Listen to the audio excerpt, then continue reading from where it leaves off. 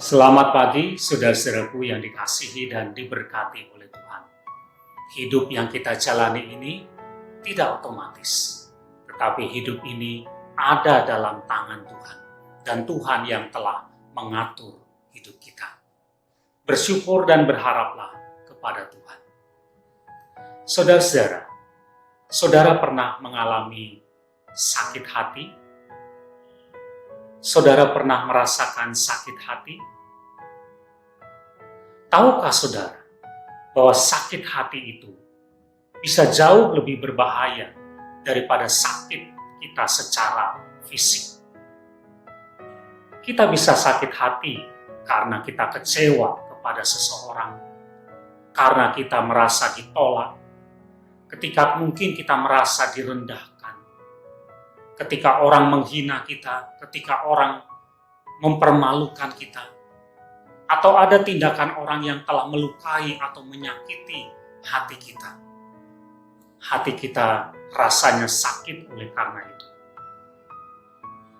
Rasa sakit hati itu bisa terjadi karena keluarga kita sendiri, karena saudara-saudara kita, karena teman-teman kita di gereja, teman-teman kita di tempat bekerja, atau di lingkungan kita, di mana saja.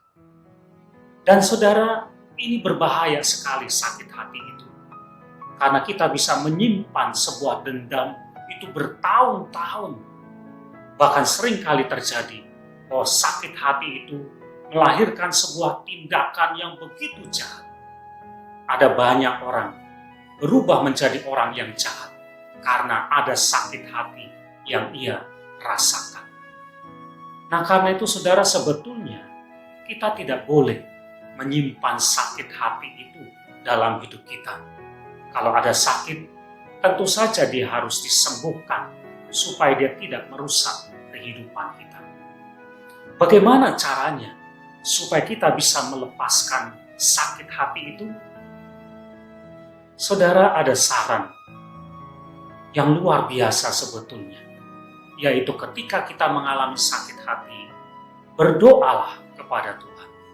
Datanglah kepada Tuhan. Bukalah hidup kita, akui bahwa memang kita sakit hati, dan minta pertolongan dari Tuhan supaya kita dibebaskan, supaya kita disembuhkan dari sakit hati kita.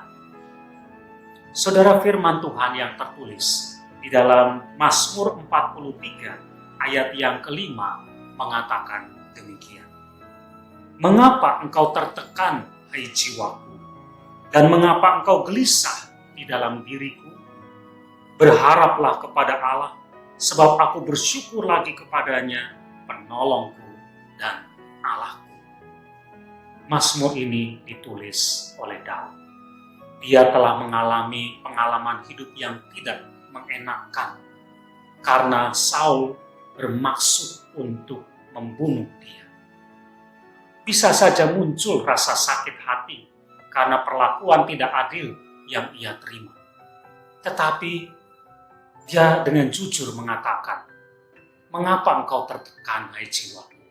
Mengapa engkau susah di dalam diriku?